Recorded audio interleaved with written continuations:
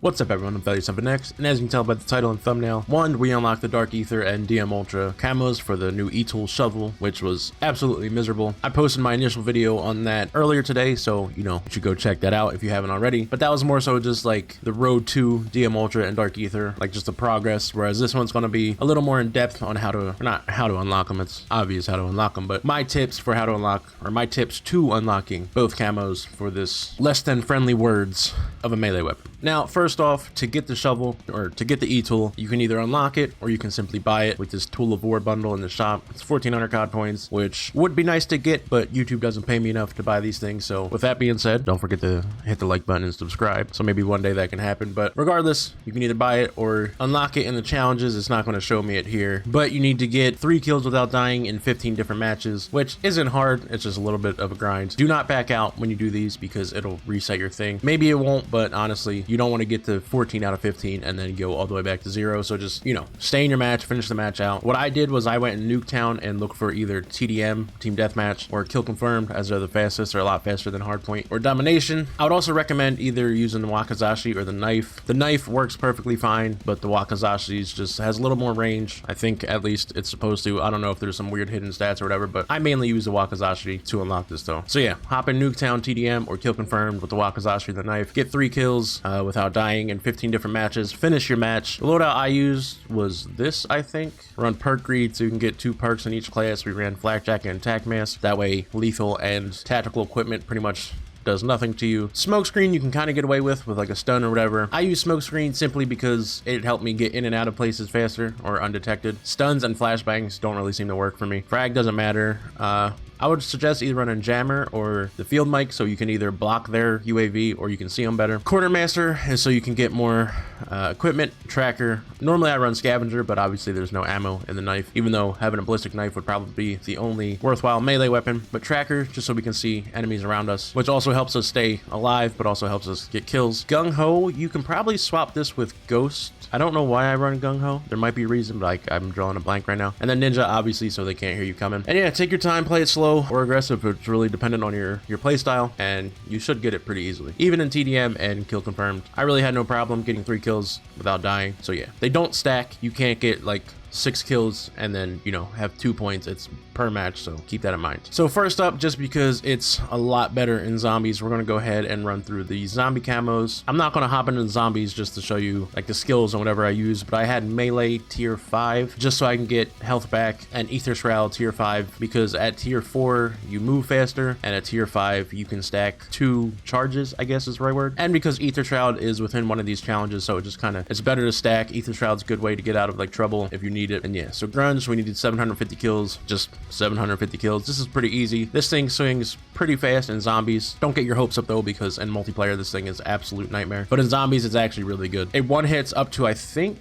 I got to around 15 in just yard on D Machina, and I was still one tapping. So the thing is definitely pretty good. 750 kills you're going to get pretty easy. I think I got this actually in 1 game, but that's pretty self-explanatory. 50 kills against enemies who are disoriented by a stun grenade, monkey bomb, or decoy. I prefer decoys. They do cost a little bit more, but I'm pretty sure they last the longest. Maybe not as long as a monkey bomb, but the problem with the monkey bomb is it blows up, which I guess could be good because if you're that close meleeing and then like they get undistracted or whatever, they just turn and start swinging, which never really got me in trouble. But then again, a monkey bomb could be like a nice safe bet. Stun grenades, obviously they work too, but I just stun myself half the time, and that kind of cost me a kill or 2, which obviously adds up. So I would just recommend decoy grenades. They're only like 500 green salvage, which is pretty easy to come by. Brush stroke, we have 750 kills pack-a-punch. That's pretty easy. Again, you don't really need a pack-a-punch, but obviously pack-a-punch makes it a little bit stronger. For vintage, we need 15 kills against enemies who are affected by Frost Blast or Ring of Fire, or while you have Aether Shroud active. Frost Blast could work. Doesn't really make sense to me though on a melee weapon. Ring of Fire also doesn't really make sense to me because you're kind of stuck in one spot. This is where I used Aether Shroud because again, it's not only like a get out of jail free card if you get yourself in trouble,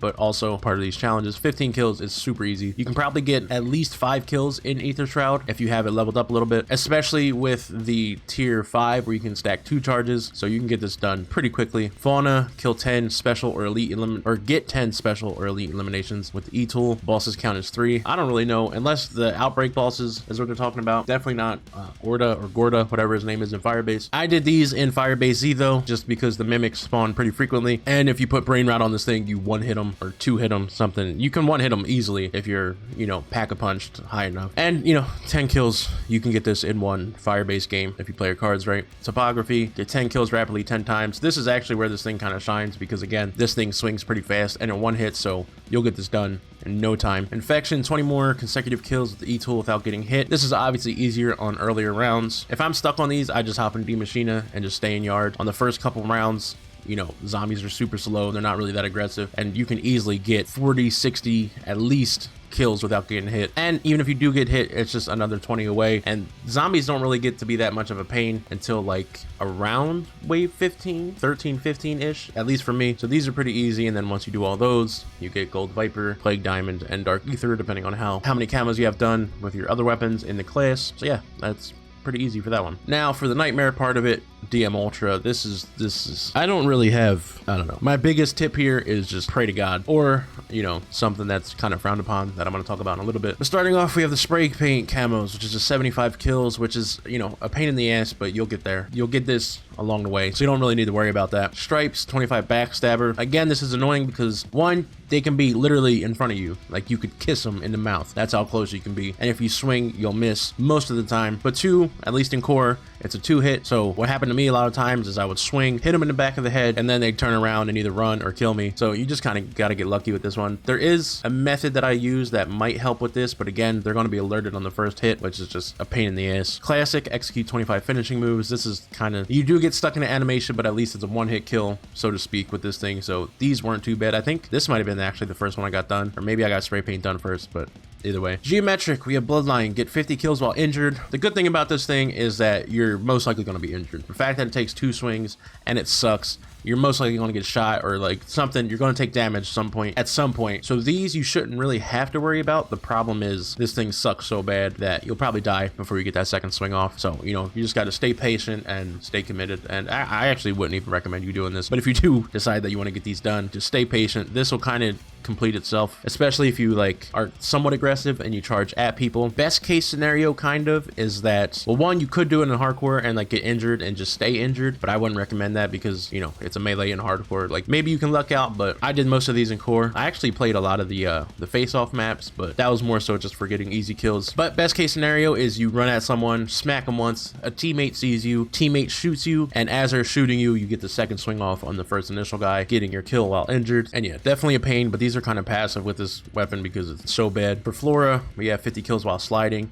This is a nightmare because again, it's a 2-hit, so you're not going to be able to slide and swing twice fast because this thing, as fast as it is in zombies, it's not really that fast in multiplayer against real people. I don't really see a situation where you're going to be able to slide, and unless they're already injured, which is what I'm going to get into, where you slide and can swing twice and kill them. So what I ended up doing was I ran the DMR and I like put a suppressor on it, a couple attachments that don't really matter, it's not really the point, and I ran Gung Ho. And what I did is if I saw somebody not paying attention to me or that didn't know that I was there, I would run up to them, get within a safe distance to slide, shoot them once, switch. This is where Gung Ho comes into play because without it, you're going to switch way too slow. So you shoot them once with the DMR, switch to your E-tool shovel, and then you slide and get the kill. If you watched my previous video where I originally unlocked the camos for this, you'll see me do it here or there. It actually works pretty well. It's still a pain, but I don't really know how else you're going to do this unless, again, the enemy's already injured by like some other force aside from you, or like I said, I was running like the Magnum, but it doesn't really matter what you use. I would suggest like the DMR or something because you can easily get 1 hit off without them dying, and then you slide in. Plus it's strong enough to do enough damage where you can guarantee it's a 1 hit. Put the DMR or like a handgun on or something, shoot them once, switch to your E-tool with Gung Ho, slide in, and you know, pray to God that you can get the kill. For science, 50 enemies destroyed by smoke, flash, or stun. These, I don't know why this is saying I don't have them. Is DM Ultra locked? Oh, so I guess they relocked it. This was the last one I got done though, so I guess, oh, I did back out.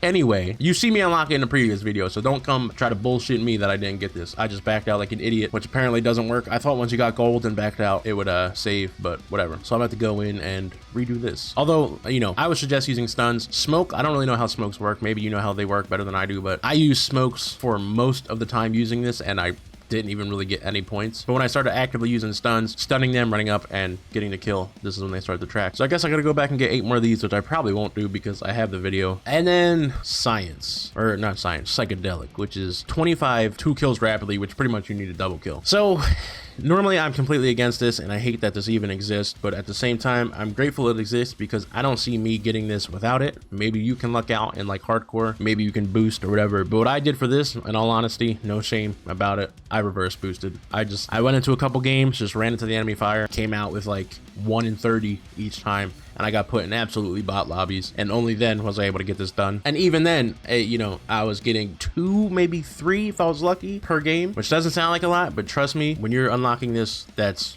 more than enough. That's more than you need. So yeah, just for these, I would just recommend reverse boosting, running Nuketown core and get like domination or something that lasts long. And yeah, just play against bots. And then obviously you get your camos, which I need to go back and get, which I'm probably not going to do, but yeah, which also kind of doesn't make sense because as you can see, where am I at? Here? I have it equipped already. So maybe it just relocked after I logged out or whatever. But so yeah, I think that about covers it. If not, you know, leave a comment and hopefully I can help you. Although again, I wouldn't recommend even trying to do this unless you have to, which I don't even know what that means. But also, if this video did help you, don't forget to subscribe and more importantly, hit that like button so that more people can see this, because unless they buff this thing or fix it or something, people are definitely going to need help. Maybe not necessarily my help, but you know, I would prefer my help, obviously. So yeah, don't forget to subscribe and hit the like button. Again, comment if you need any help, and hopefully I can help you, but yeah, we'll see. But yeah, that's going to be it for this video. I'm 37X. Thank you guys for watching. Now get off me.